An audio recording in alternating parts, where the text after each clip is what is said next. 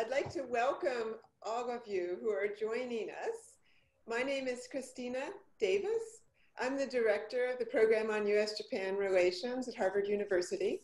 And we are very happy to be celebrating 40 years as a program sponsoring greater understanding between the United States and Japan and research and policy about Japan's role in world affairs.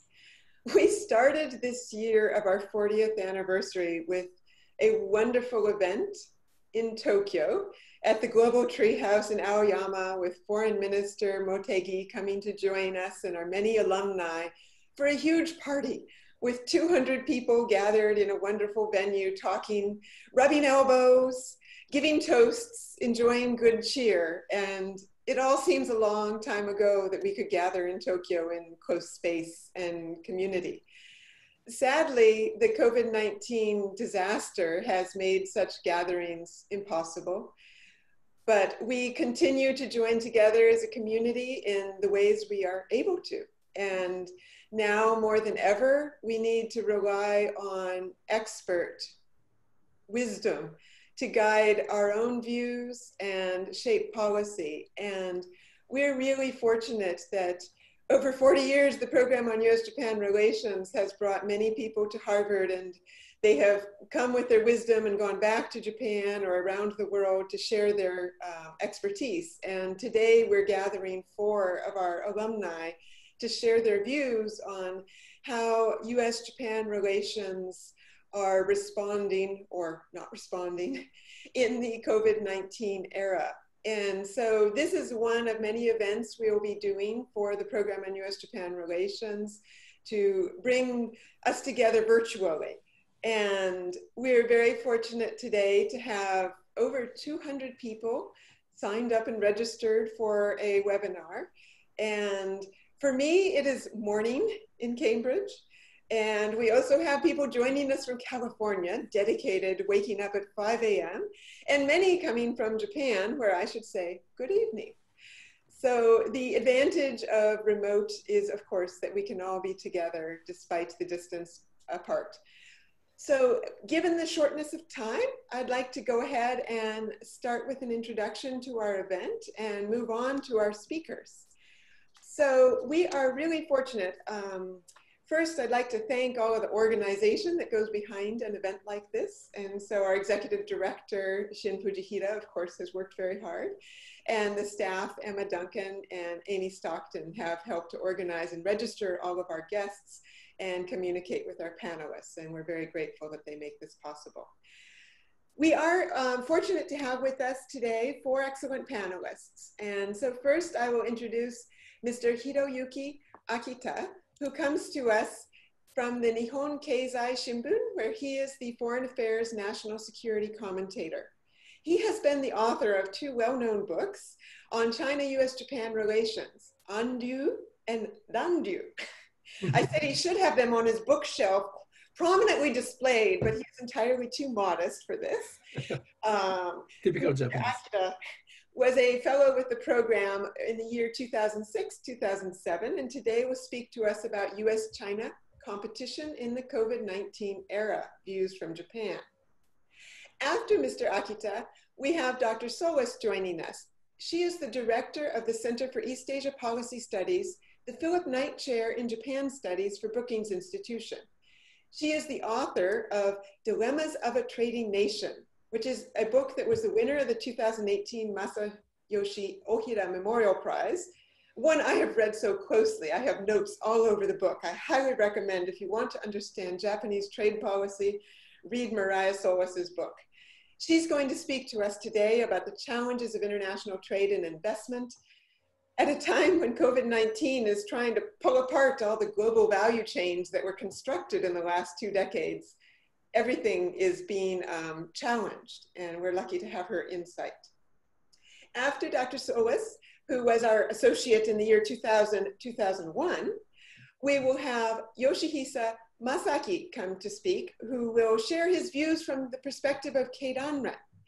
Masaki-san is the director of Social Communications Bureau at Keidanren, he is really the perfect person for this position because he can draw on his expertise, having been in the Labor Policy Bureau, the Industrial Policy Bureau, and the Economic Policy Bureau at Keidanren. So he can bring in diverse perspectives to help communicate what has been a really comprehensive set of policies by Keidanren to try and lead Japan's business community in very difficult times. He'll be speaking about stakeholder capitalism in the midst of COVID-19. Masaki-san was our fellow in the year 2005, 2006, and he continues to give us really valuable advice as a program as we reach out to businesses to extend our network of community ties. And our last panelist will be Mr. Noriyuki Shikata, who has just completed a year as an associate with the program on US-Japan relations. He is part of our COVID cohort who came and started the year with great social events and then in March were told to leave campus. And Shikata-san, as a diplomat, of course, continued to share his information through webinars with our seminar and speaking broadly throughout the United States, first in person in the fall and then in remote in the spring. Mr. Shikata is the Assistant Minister, Director General of the Economic Affairs Bureau at the Ministry of Foreign Affairs. He brings a wide set of expertise, having been the Deputy Chief of Mission for the Embassy in China, the Deputy Director General of the Asian and Ocean Affairs Bureau, and a widely respected diplomat who actually spent time at Harvard at the Kennedy School before coming back this past year as a fellow with the US-Japan program.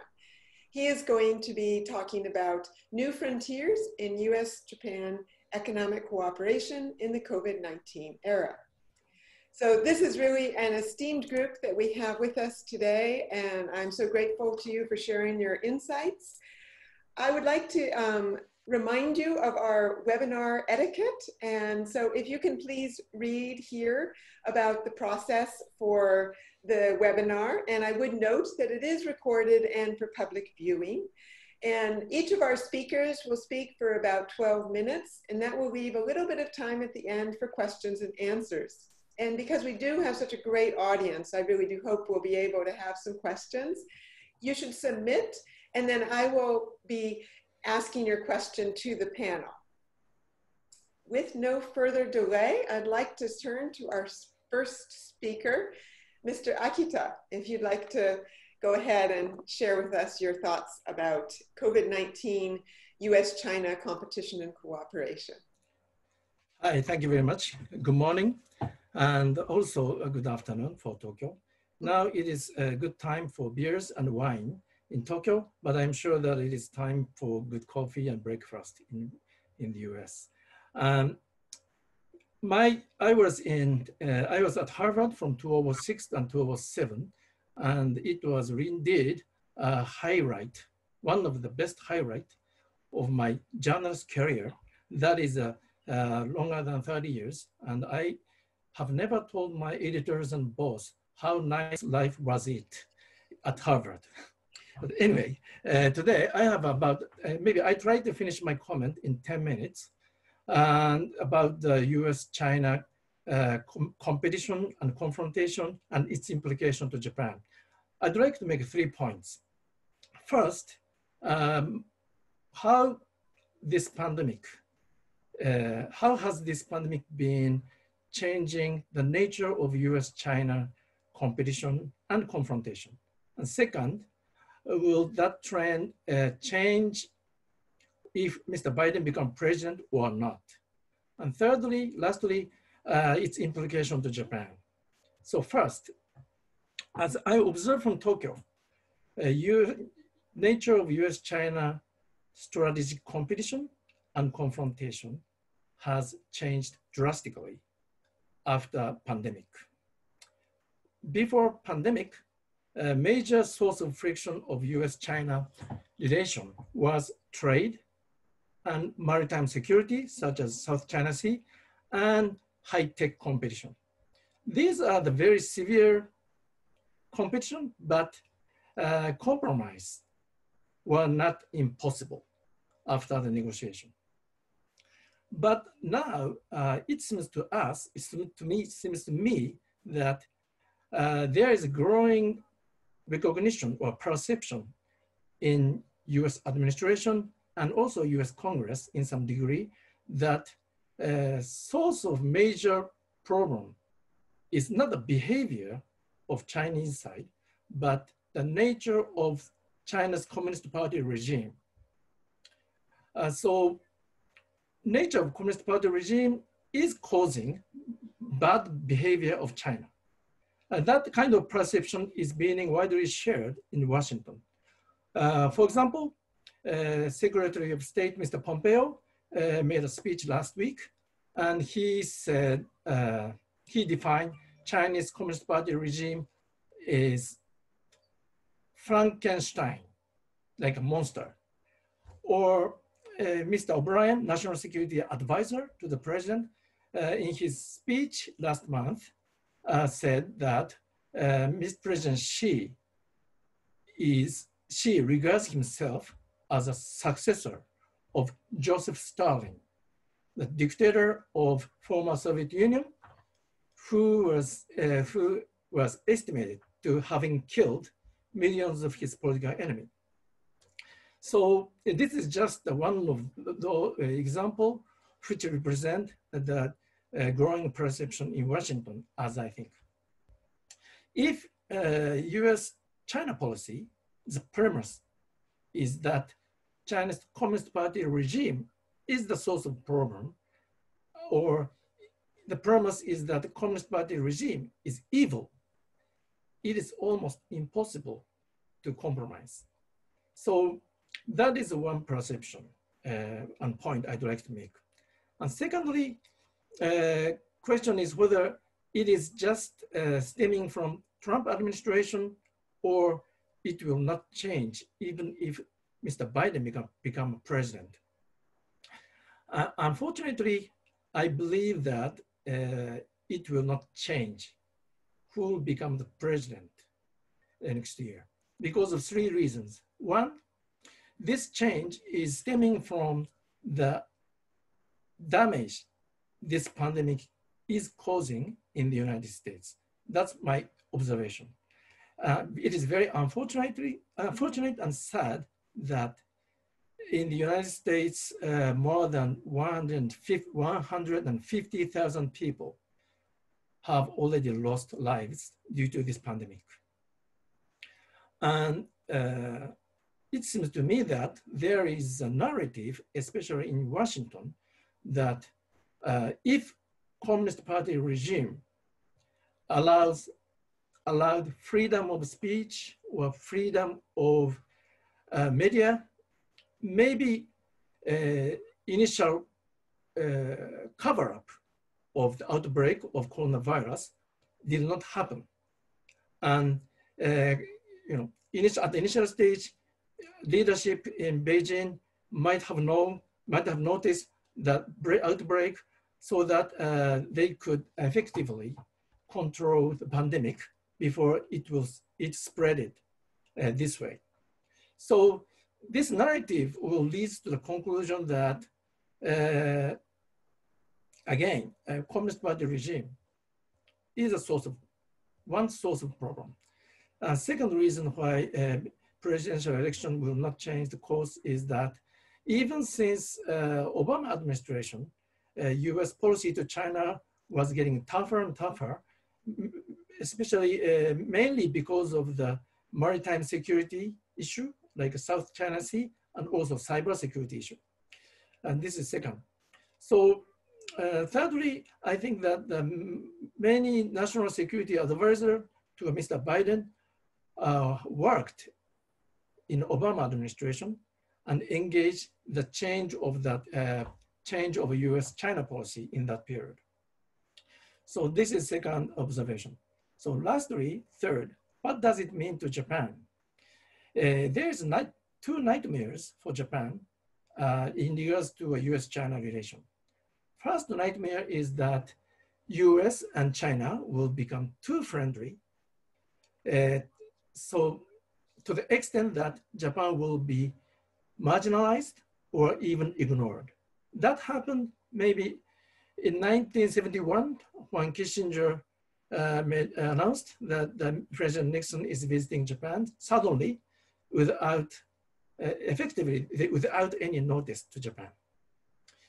But second nightmare is, on the contrary, US and China will engage fierce new Cold War type of confrontation. This is also a nightmare for Japan because it will largely limit Japanese option vis-a-vis China.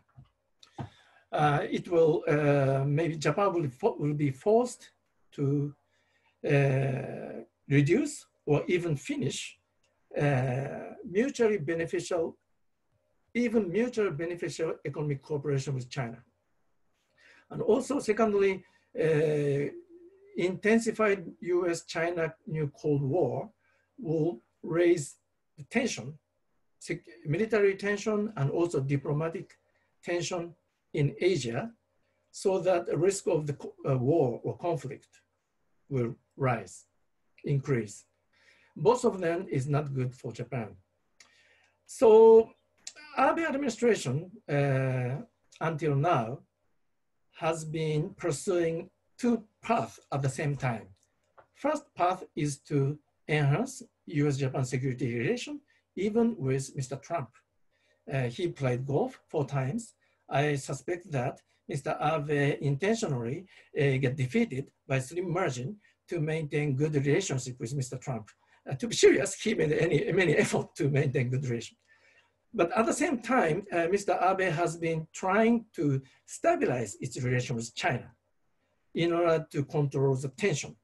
So he expressed support to a BRI under 3 conditions, including transparency and also debt sustainability and so on. And also last week, he planned to invite President Xi as a state guest for the first time within 12 years. It is not to shift to China from US, but it is to manage existing tension between Japan and China and try to reduce tension so that Japan and China can coexist peacefully, and also in order to maintain the room for the mutually beneficial cooperation.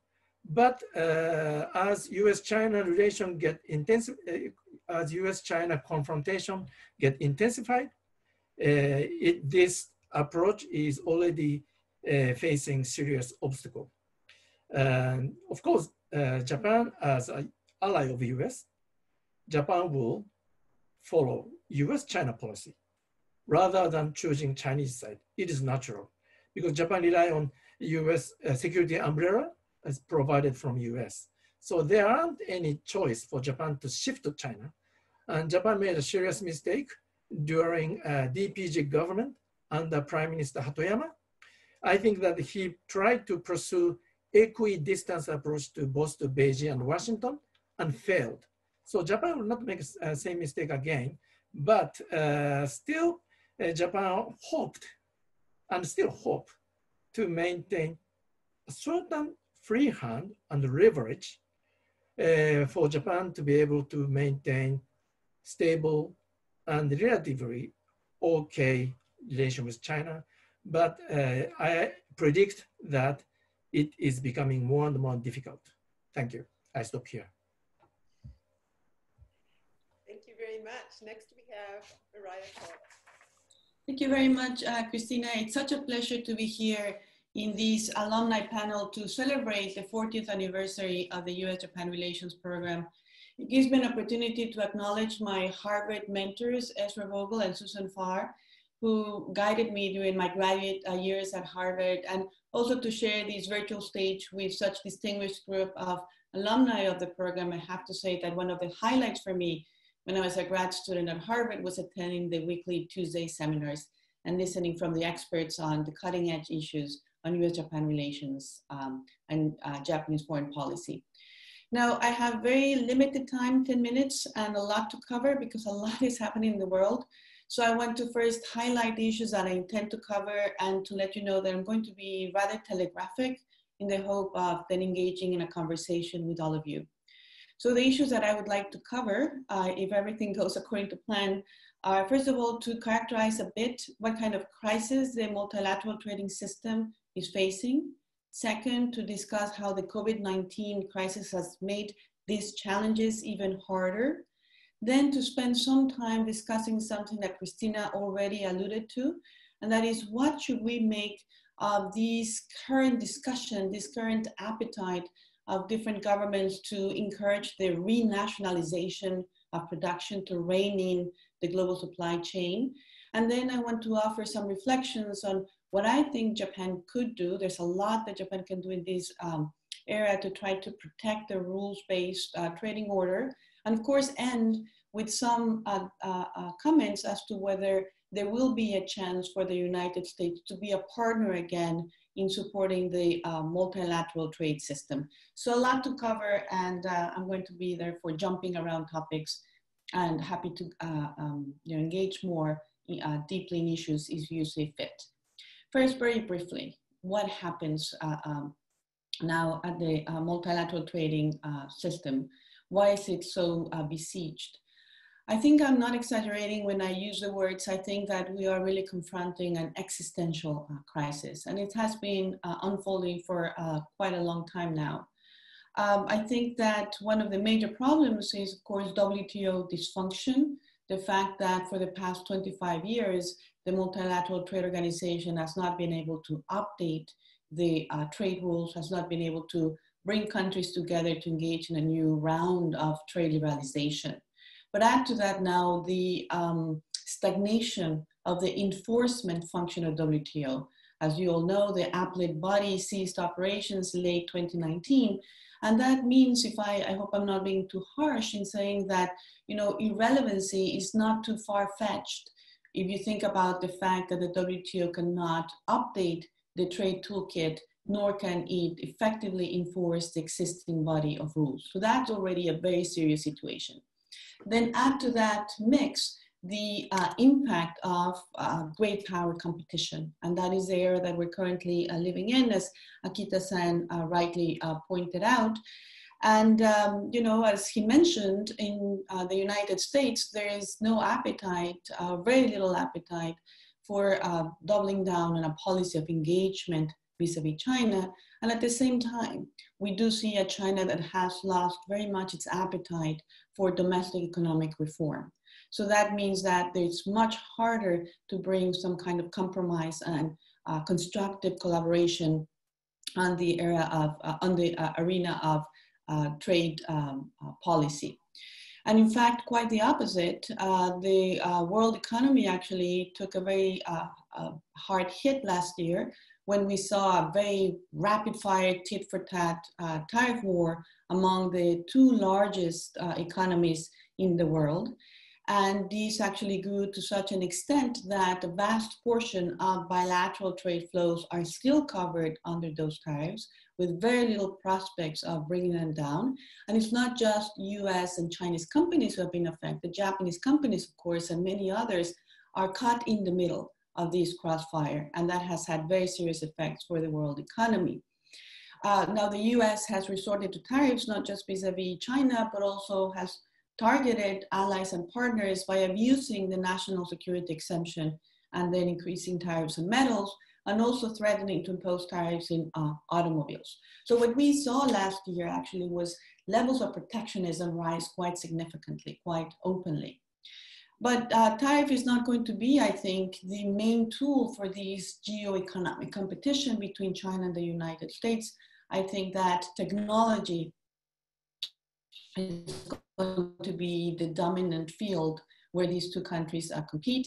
And what we've seen is that not just the United States, but several countries have tightened their export relations, their investment screening protocols, because they're concerned with China stealthily acquiring these critical technologies. But one thing that the United States has done and others haven't is, of course, to place some very important Chinese telecom firms in the entity list, therefore requiring American companies to get a license if they want to supply to these Chinese telecoms. And more recently, it went a step further, trying to prevent foreign companies from supplying these Chinese telecoms if they also rely on American technology and equipment. So we're quite frankly asking ourselves, are we going to be moving towards a fragmented technological ecosystem where you have the China sphere and the American sphere, and what that would do to the operation of the world economy? And what I think it's even problematic is that even when the United States and China have decided to hit the pause button in their economic competition, this actually has not been great news for the multilateral trading system. And what I mean by this is, when you look at the phase one trade deal between the United States and China, well, it didn't really touch at all on the sources of China's industrial policy. But what it did is that it created a very discriminatory, trade diverting trade agreement, something that in some ways should be very familiar to our audience members from Japan, because it really was an embrace of a managed trade approach, but on steroids, because China agreed to something like 200 billion worth of purchases from American producers, which means that it's a lost opportunity for everybody else. And that's very problematic, to introduce that kind of discrimination in a trade deal. So things were not going well. And now, of course, with the pandemic, we are in a worse situation. I think that the impact of lockdown economics is going to be huge. Some of the predictions coming from the IMF is that we're going to experience the worst downturn since the Great Depression, with a contraction of 3% for the world economy. Asia, the most dynamic region in the world, is expected to register zero growth for this year. The WTO forecast for trade is quite dire. It could go down, trade volume could go down by almost 30%, and foreign direct investment flows are also expected to contract quite dramatically. I think that the impact of COVID-19 on the international trade system is twofold. One is that it has accelerated these adverse trends that I have been highlighting. One is that it has brought down, again, the volume of trade was already declining, but now we see a real drop. And that's very concerning if we think about how many countries depend on trade to generate economic opportunity. Second, what we see is that the pandemic has given new impetus to economic security, and therefore governments are now putting themselves front and center, coming with a new set of policies, a new toolkit, if you will, and they try now to restrict trade and investment flows very much out of concern with risks, vulnerabilities. And there's a rationale for doing that, but really striking that balance is going to be very, very difficult. And for one country, what they do, it might be necessary for protecting the national security, but for others, that's going to actually look like rampant protectionism. So there's going to be a lot of friction, I think, going forward. And I think also going back to what Mr. Akita was saying, one of the issues that the pandemic brought to the surface is really how far apart, how much deteriorated are US-China relations, the two countries exchanging blame over who mishandled the pandemic, but also the curtailment of the diplomatic sphere with, for example, the decision to close the consulates just recently. Now, a new challenge that COVID-19 brought is the intensification of export protectionism. And what we saw is that in the middle of the pandemic, governments reached out to curb, to restrict the export of essential medical supplies. The WTO allows countries to do this, provided their actions are proportionate and transparent. But very few governments actually bothered to notify the WTO, which again points to the irrelevancy, unfortunately, of this organization. So I think then we can say that we are now at a critical juncture. And the word deglobalization, I think I'm almost out of time, so if you allow me 2 more minutes. We're at a critical juncture, and the word deglobalization now comes up all the time. And, I think that, there is this concern that global supply chains have become a source of vulnerability. And we see, European Union officials talk about a strategic autonomy. We see in the United States discussion about launching reshoring funds. Sometimes $25 billion are tossed around as a possibility. And of course, the Japanese government decision to initiate a fund of $2.2 billion to address overdependence on China. And the first tranche of 87 companies already were approved for $653 million. These are projects that will go, production will go back to Japan, but also will go back to countries, it will also be transferred to Southeast Asia. And this is mostly addressed to small and medium-sized enterprises. Now, some people believe that this is Japan's effort to decouple from China. I actually don't see it this way. I think it's a recalibration. It's not a complete overhaul of the economic relationship with China. And I think numbers matter. $2.2 billion is not small change. But when you think about the fact that cumulative Japanese investment in China in the past 2 decades is in the neighborhood of upwards of $100 billion, you begin to see that this is not going to fundamentally change that economic relationship. Importantly, large manufacturers have no intention, and many of the companies have no intention of leaving the China market because they need that market.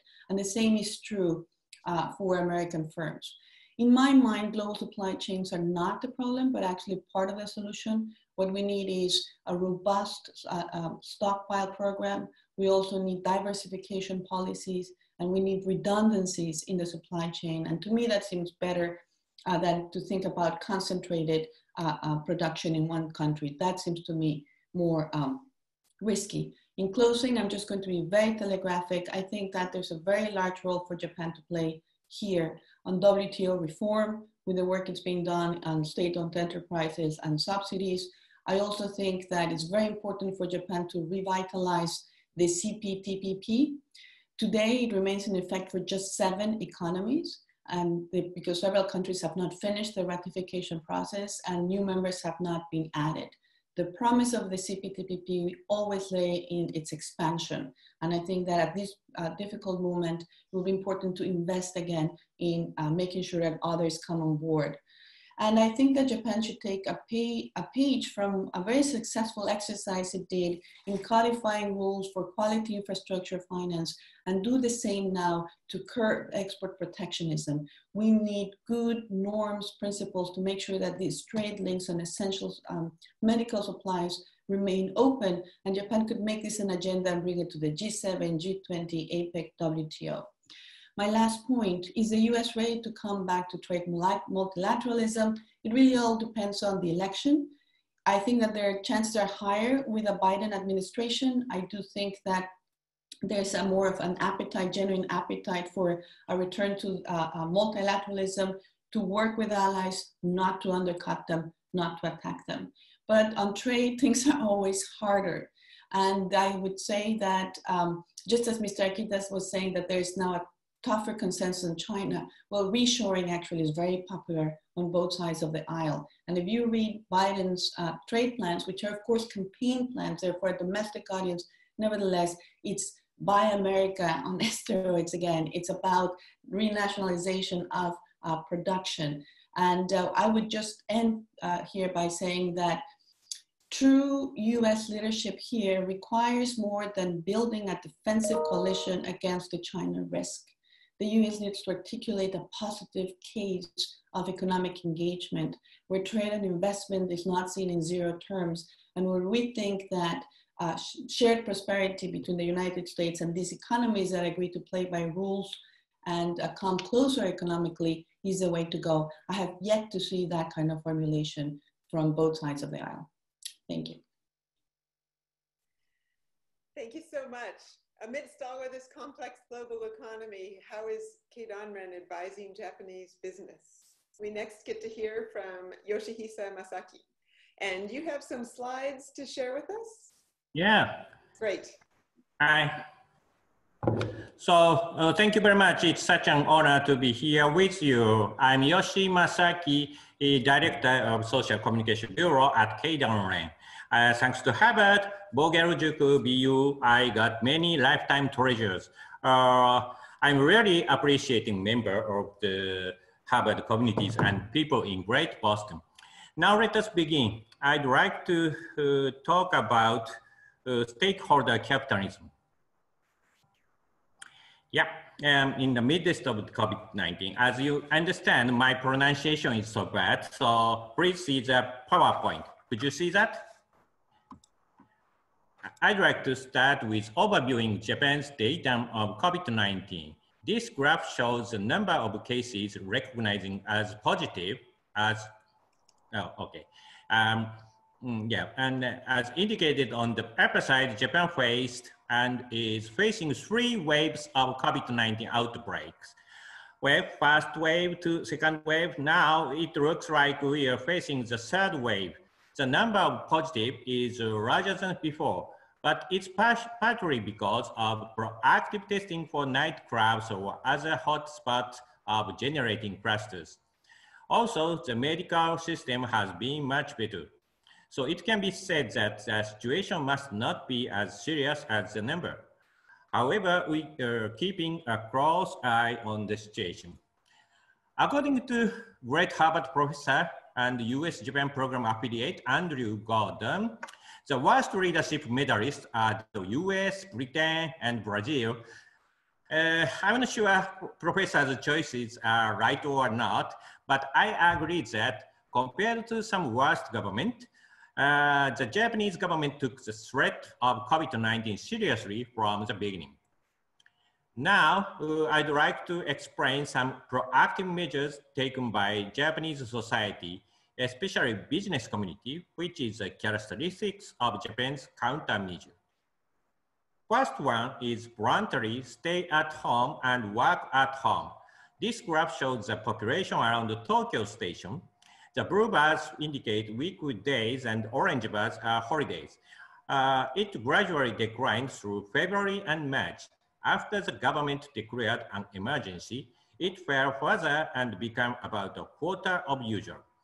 The point here is that the Japanese government cannot legally force workers to stay at home, nor force companies to close their office in general. The spread of this voluntary stay-at-home policy was a result of the solidarity of the Japanese business community. Japanese business has also been supporting the medical supply. In response to the government, Keidanren called for companies to donate N95 medical masks, medical gowns, and other PPEs. As a result, over 1,200,000 medical masks and 90,000 PPEs were donated. Some member companies are helping to increase the production of medical supplies as well. Although fear of disease leads some people to prejudice and discrimination to medical workers, many students didn't lose their spirit of mutual help. Look, this doctor wore the medical gown, which was made by a citizen who used to work as a dressmaker. She donated 20 gowns to the hospital through Keidanren. One girl wrote an encouraging letter to hospital workers and put it on N95 masks, which were donated by her family. As you know, there are many beautiful and warm stories during difficult time. Keidanren also worked on intellectual properties.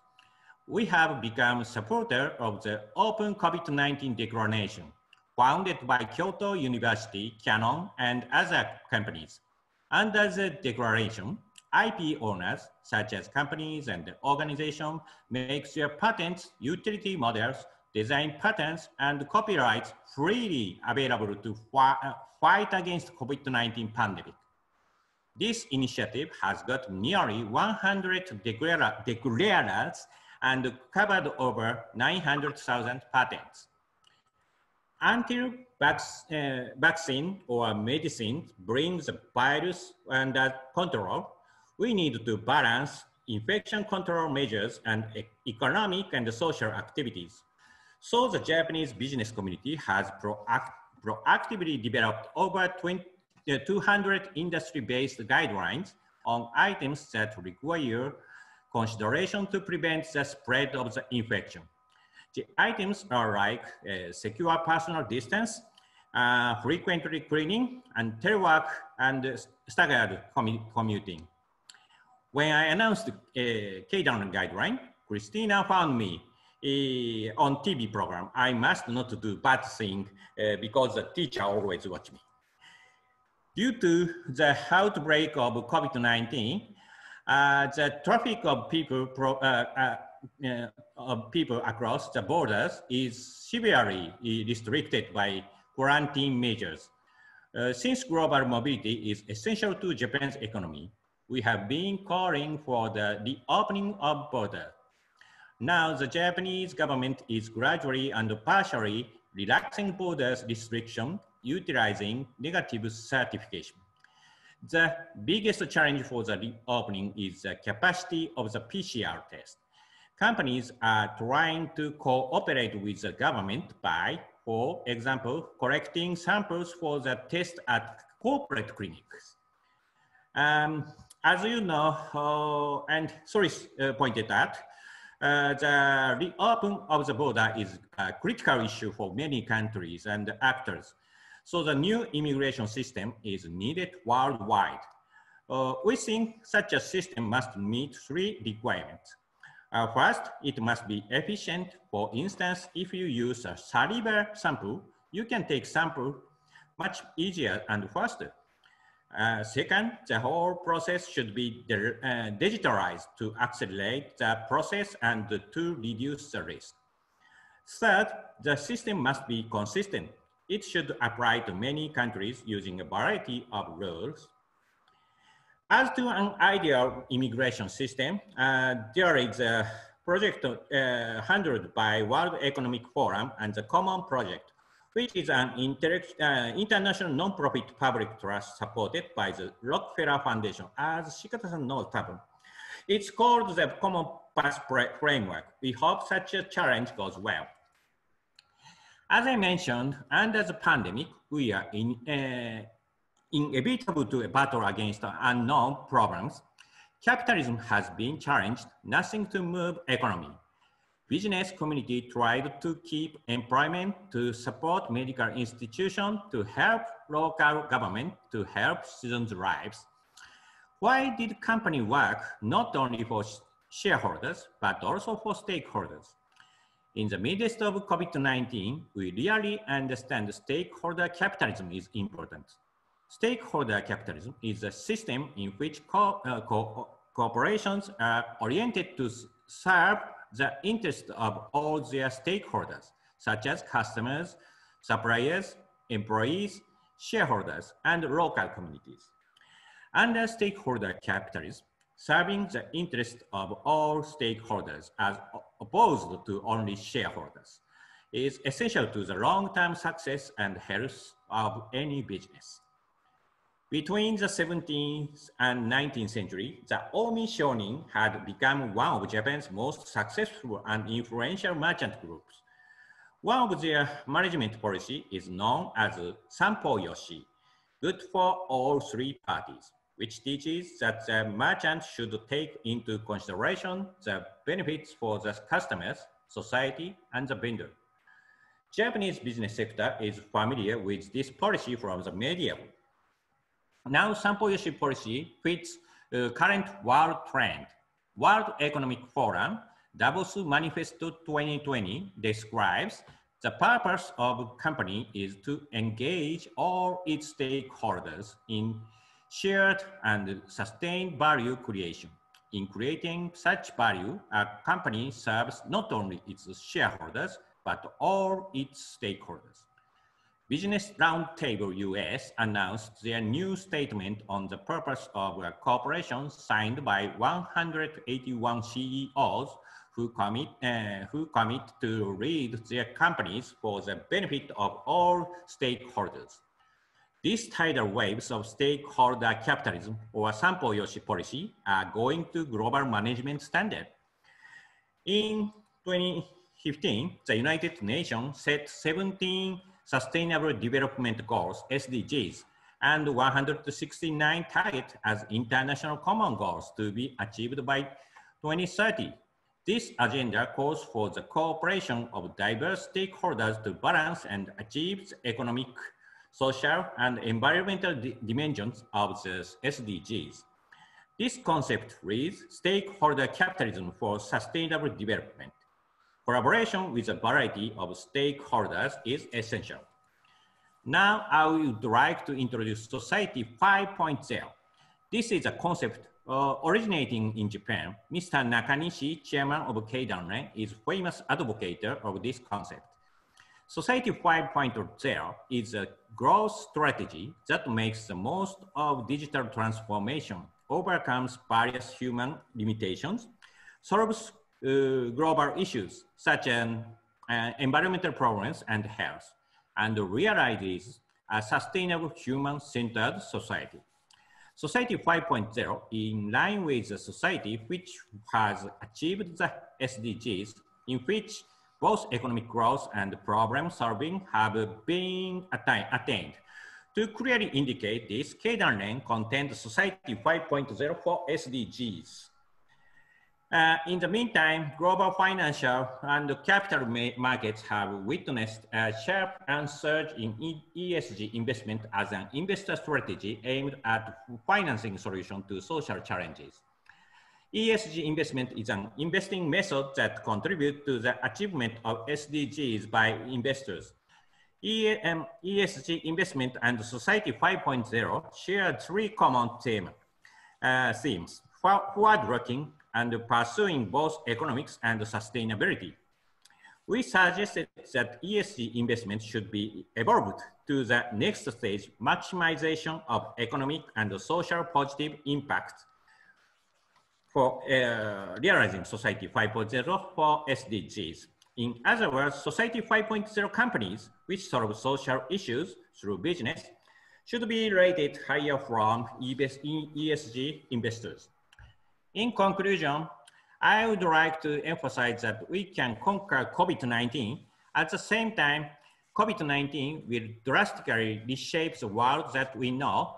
It's imperative that we quickly restore our butchered economies, recognize the opportunity brought on by several megatrends such as digital transformation, and work to achieve long-term economic growth and build a sustainable human-centered society.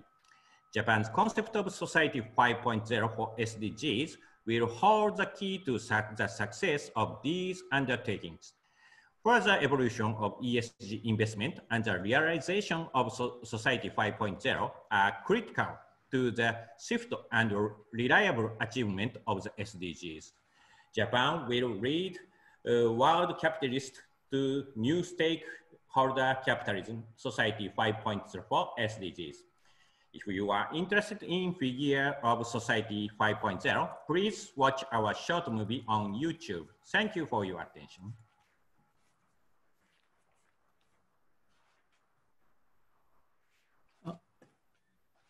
Christina, you are muted.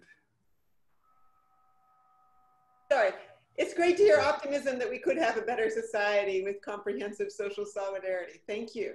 Now we have Mr. Noriyuki Shikata speaking to us about frontiers of US-Japan economic cooperation. Well, thank you very much. As was introduced earlier, I was in Boston until mid-May, and this was actually 30 years after I graduated from the Kennedy School. So it was great to be able to see my professors again, Professor Ezra Vogel, Professor Susan Farr, among others. And after I came back to Tokyo, until last week, I was working on consular affairs, which include resumption of movement of people across borders, which Masaki-san mentioned. And of course, this is a foundation for our economic activities in terms of tackling the issues of COVID-19 while trying to secure economic growth. So today, since I assumed the new position last week, I'm a newcomer in my new capacity. So I'm kind of trying to explore new frontiers of Japan, US-Japan cooperation, especially in economic arena under or after COVID-19 era. So I wish to kind of propose 6 areas for possible cooperation, and I would welcome any new ideas from the audience and other panelists. Number 1, of course, we need to tackle COVID-19. And I believe there's so much room for further US-Japan cooperation in global health. In March, I was very delighted to attend the Zoom session with a Takemi Fellow, Harvard Chan School of Public Health. And there was excellent discussion from different perspectives among Takemi Fellows. And of course, addressing this global health crisis is part of SDGs.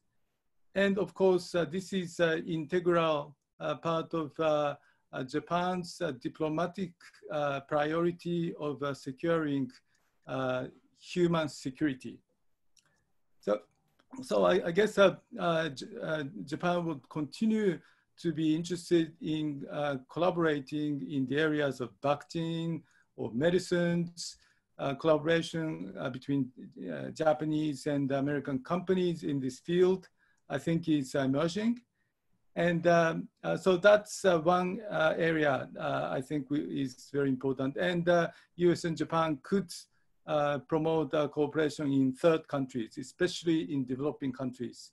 We are seeing expansion of infection in Latin America, Africa, South Asia, among others.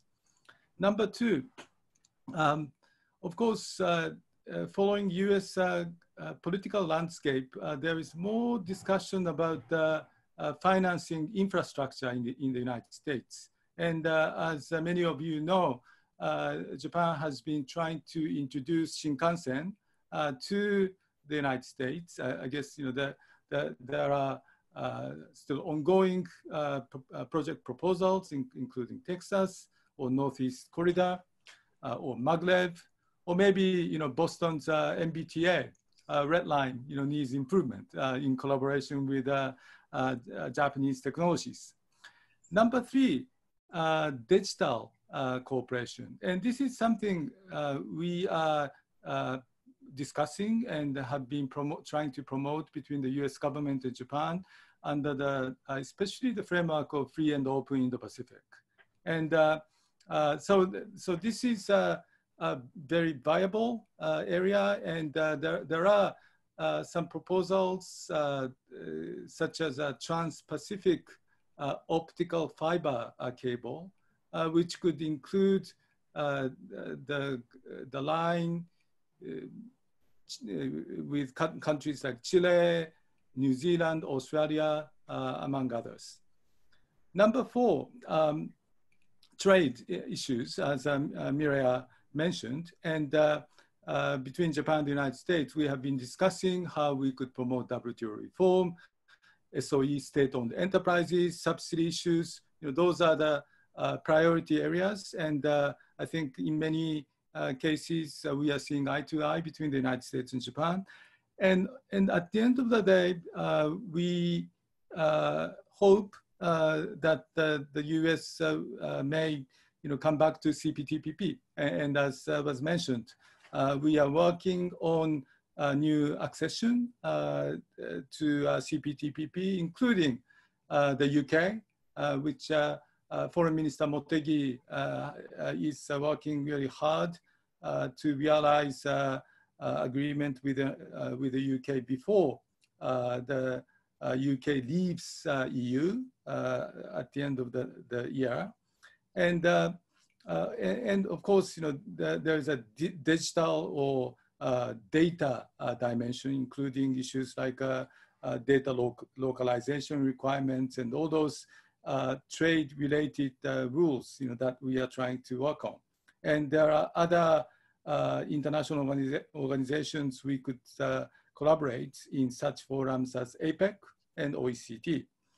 Number 5 is this is because this is a session online and educational institution, I'm really hoping, that there will be more joint degree program between the US and Japanese universities. And this is, I think, becoming easier for the US and Japanese educational institutions. And I think, both students in the United States and in Japan will benefit from this more intensive education online, going beyond geographical distance. And very lastly, I'm hoping that with the Japanese government reviewing energy policy, there will be more expanded opportunities for US-Japan cooperation in terms of clean energy. And relatedly, there could be collaboration in constructing smart cities, among others. So my view is that the COVID-19 is really presenting us very serious challenges. And of course, China issues are really tough one, but I think it's opening a new window of opportunity for US-Japan cooperation, not only bilaterally, but also in the Pacific region and beyond. Thank you very much. Thank you very much. This is an expansive policy agenda that would do much to improve economic prospects if we could achieve some part of these goals. I'm very happy we are at 8:56, so we have time to take some questions from our audience. And we have received several questions, and I'm going to summarize and ask them to the panelists. And so that everyone can see the questions, I'm going to go ahead and let you see these 3 questions that have come in related to thinking about the tensions in relations with China. And so we've had 3 different perspectives where the audience is concerned about the tensions we observe with China, focusing on, is China expansionary as a rising power, noting the border conflict with India and the difficulty of how the US and other countries respond to these conflicts. And our audience is interested in what are your policy recommendations for what the US government and the Japanese government could do to improve relations with China. And I would note in my own addition to the question, you have talked about cooperation with China, such as Shikata-san talking about cooperating in APEC together, a forum that includes everyone. We've also heard options for coordination of the US and Japan, where it might be strengthening solidarity to face China through the US-Japan relationship. And we heard fears from Akita-san about the need to limit engagement with China. So as you think about what is the right approach for the US and Japan to engage more or to limit engagement, or is there a third way that we haven't thought about? And I'd like each of you to just give a brief comment, and then we do have another set of questions. Let's go ahead and start with Akita-san, because you already gave us some comments on your thoughts about the coming relationship challenges. Okay, thank you very much. So in order to come up with effective and good prescription, we need good and accurate diagnosis. So when we would like to find good prescription to deal with China and improve its relation with China, we should have very good diagnosis about why China is behaving like this. In short, why China is behaving very, very assertively, or sometimes their behavior is excessively bully, or sometimes excessively overconfident. So I think that Japan geographically is closer to China. And there are many people in Japan who can read Chinese character. but so Japan can contribute to US or cooperate with US about to come up with good diagnosis. But the US, of course, have many satellite or many intelligence capability. Of course, there are many excellent experts, but because of the distance, the way US look at China and Japan look at China is different. So in short, as I observed from Tokyo, China's bully or China's assertive behavior is stemming partly from overconfidence, but also largely stemming from their insecurity or their lack of confidence about what? The lack of legitimacy of Communist Party. Their leaders are never elected by people. So they are relying on the legitimacy to make people more richer and richer day by day. But this scenario is facing a very serious obstacle because of the widening gap, rich and poor, and also because of the demographic situation, their economic growth is slowing down. So if they become more insecure, it's like a person. Let's imagine there is a big guy or big lady who have money, who are muscular, but who are insecure, mentally, physically. Can these person behave nicely to the other? Or this person get nervous and easily get temper? I think that the latter would be the truth. So if China is behaving bully and also assertively, excessively to India, Japan, US, everybody, if the source of that behavior is partly from the insecurity, maybe we can help China to solve that problem. Easing income gap, narrowing income gap, or dealing with the shortage of drinkable water, or improving environment. So we should do that. But also, if there is an element of the overconfidence that is causing their behavior, then for that part, together with US and Japan and other countries, we should pressure China to understand that you cannot be overconfident. So I think this mix, diagnosis and prescription, and together with US and Japan, and diagnosis and so that is kind of a best way to deal with China. Thank you. Thank you very much, Christina. If I can jump in, I think you're going in that order, I'm assuming. I think this is the fundamental question. How do we address the, it's not a rise in China, it's a China risen, right? I mean, the fact is that China is exerting influence in so many domains and so many geographies. And can the United States and Japan develop a smart strategy, an effective one? And I think that in many ways, there's a lot to learn about what Japan has done. So let me start what I think are some of the handicaps that the United States faces when it's trying to fashion a response to greater Chinese power and influence.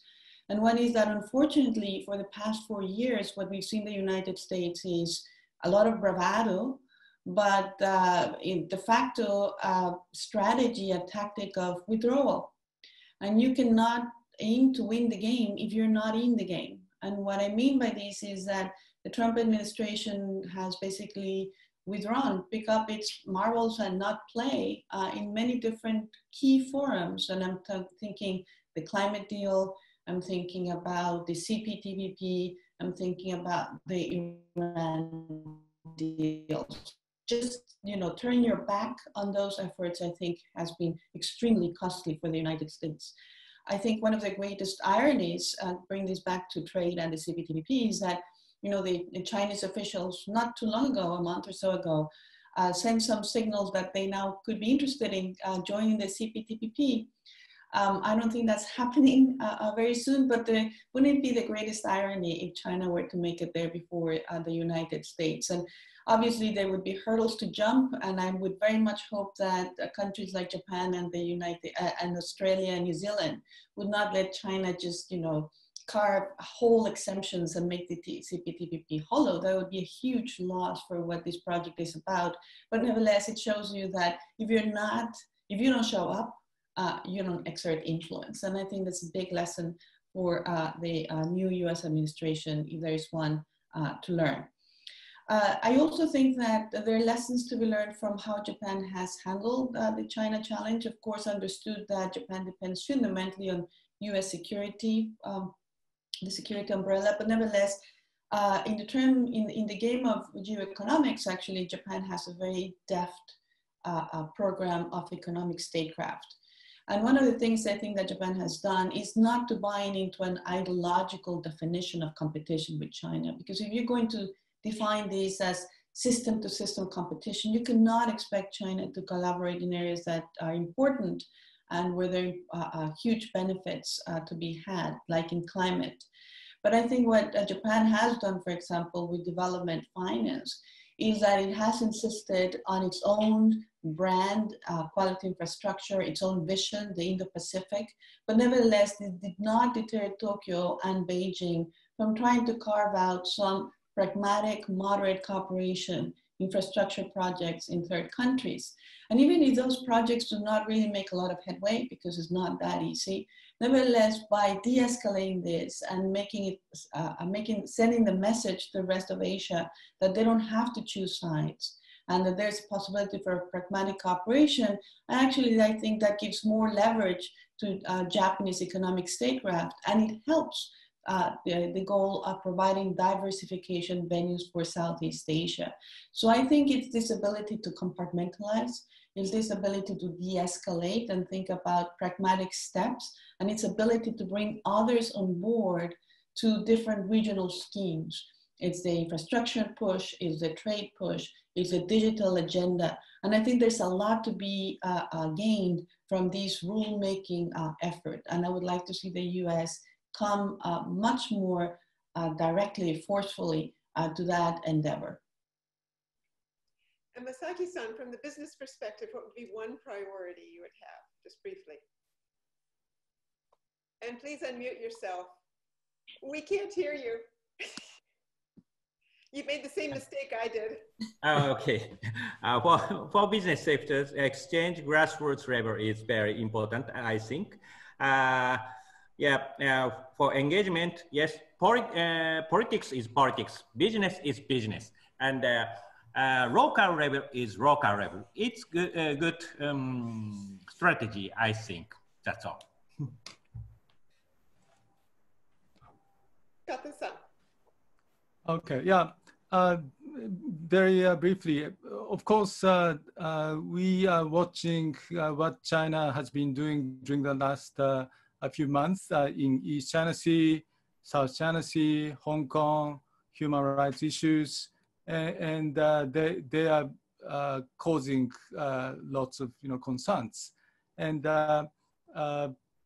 so in order to cope with this kind of situation, of course, US-Japan Security Alliance is very important, but at the same time, from a Japanese viewpoint, I guess we don't want to see the return to the days of September 2012, and better to have dialogue and communications, and as I mentioned before, we do have concerns regarding, for example, Chinese markets, state-owned enterprises, subsidies, or intellectual property rights. And we need to talk to the Chinese side to address those issues.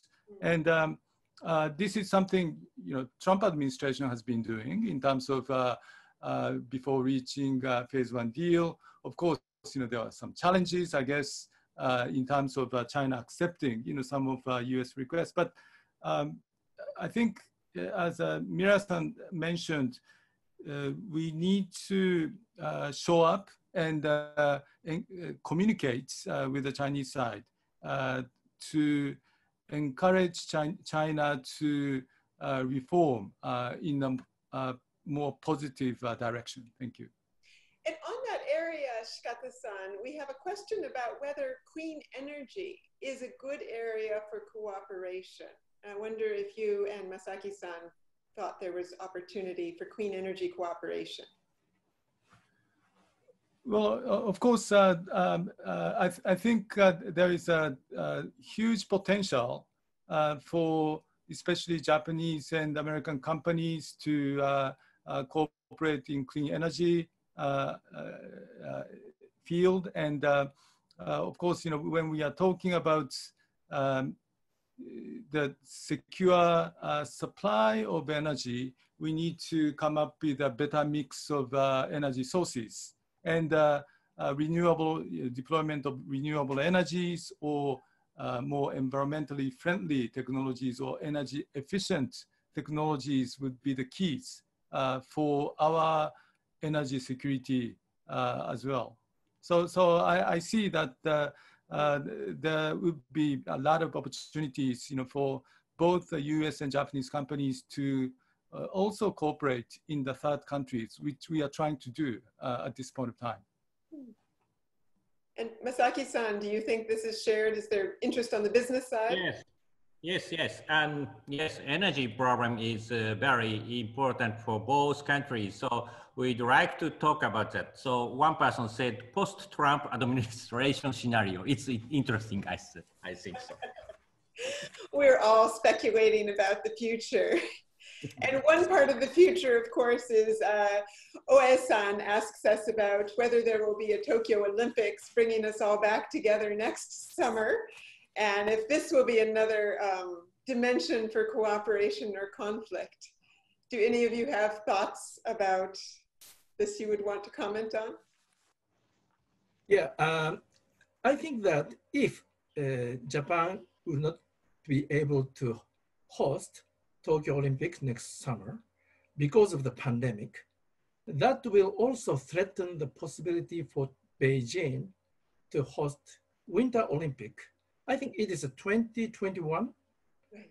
So in that sense, the challenge Japan is facing to host Olympic, Tokyo is facing, and also Beijing is facing to host Winter Olympic soon after. More or less the same. So in that context, I think that specifically for this Olympic, I think Tokyo and Beijing, namely Japan, China, are more or less on the same boat. Yeah. So we can cooperate. I don't know concretely how, but at least Olympic issue should be the kind of a glue for China and Japan to cooperate together. Right. That is my thought. Right. And as Japan and China cooperate, just like business is business, they would like sports to be sports, but much of the world will be concerned about issues such as raised here by Keiko Kawabe about the human rights policies of China. And it will be very challenging for Japan and the United States as we look at these difficulties. Do you think that Japan will follow a US policy that might ramp up more criticism? To me? Yes. Okay. I think it is important for both US and Japan to impose, not only both US and Japan, but also other countries, to increase the cost for China to not to make much of the human right in Xinjiang and also Hong Kong or Tibet. So imposing cost, imposing political cost, and also imposing diplomatic cost, and sometimes imposing economic cost. So it's important, it's necessary. And as for how much extent Japan can follow US, to be honest, Japan, politically, economically, Japan is quite a big country, but in comparison to US, Japan, I should say Japan is vulnerable to China's retaliation or China's punishment. So in reality, Japan cannot necessarily 100% follow US sanction on China, but at least Japan and US and Japan is on the same boat with the US that China's human rights issue will eventually threaten our value, our oxygen of our community. That is freedom and democracy. Thank you. Thank you very much. Shikata-san, just very briefly, Yes. because I have one last question I want to get to. Right, very brief comment. Of course, in order to host the Olympics, we need to have inbound visitors to Japan.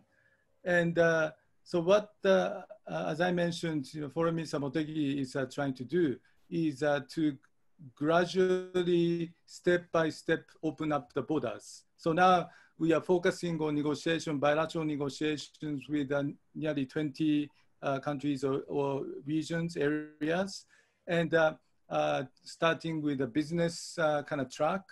But eventually we need to move on to welcoming inbound tourists. And that's very important, for Japanese economic growth strategy.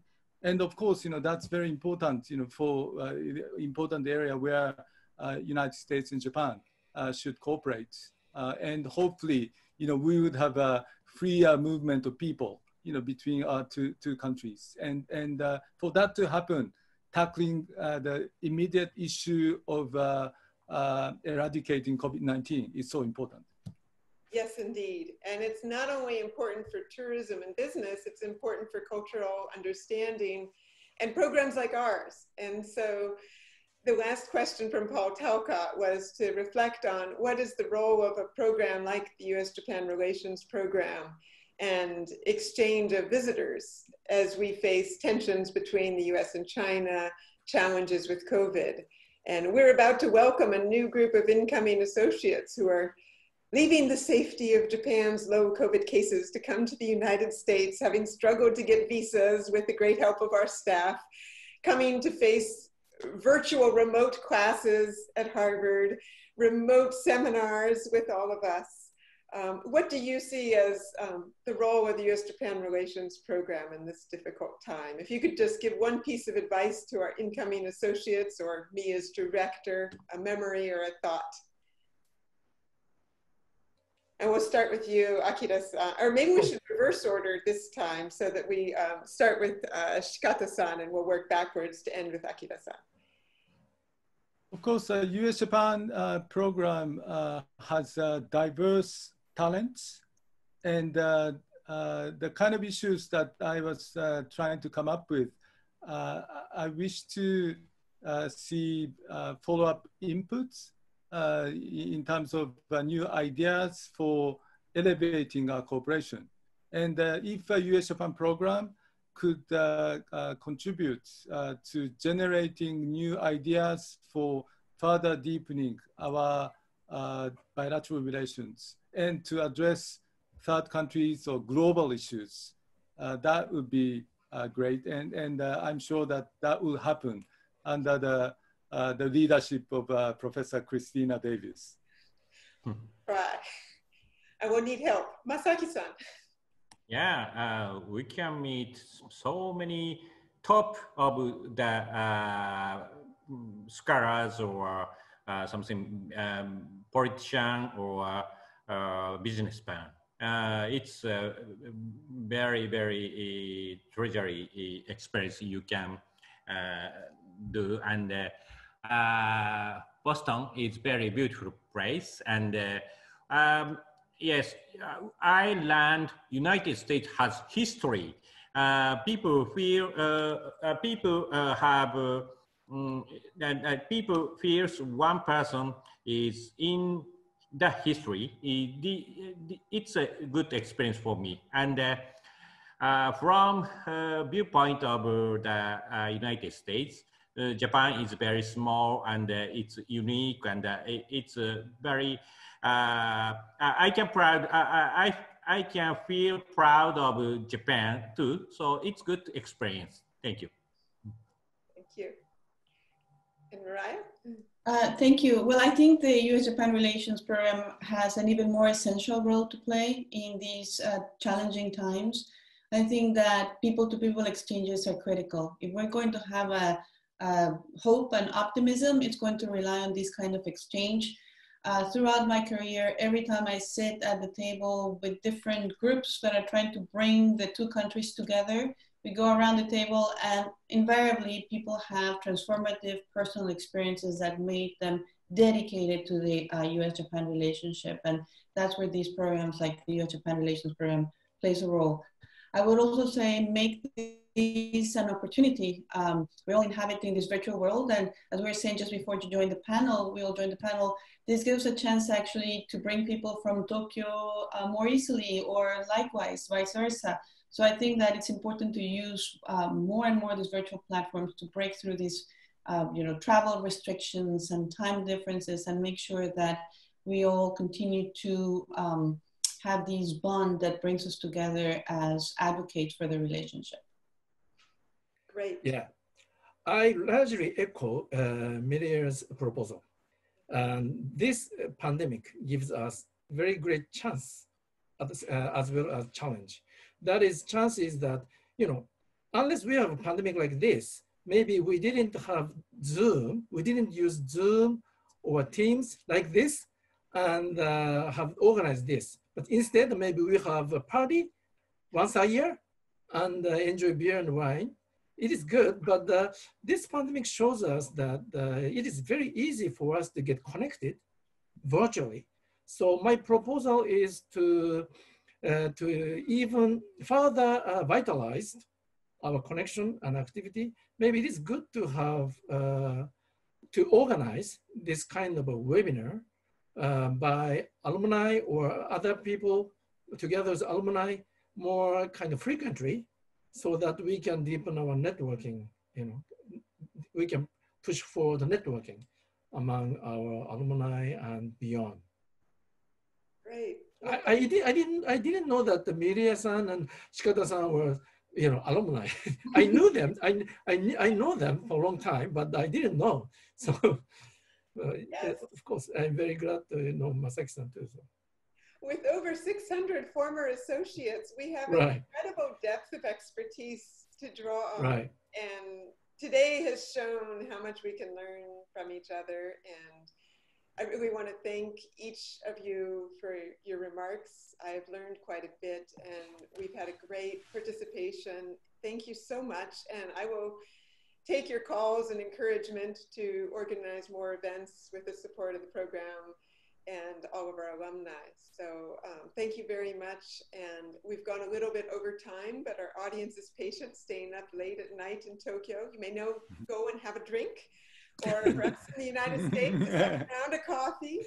And I hope we'll be gathering again before too long, and that some of the ideas here will lead to policy and news commentary with greater depth and thought.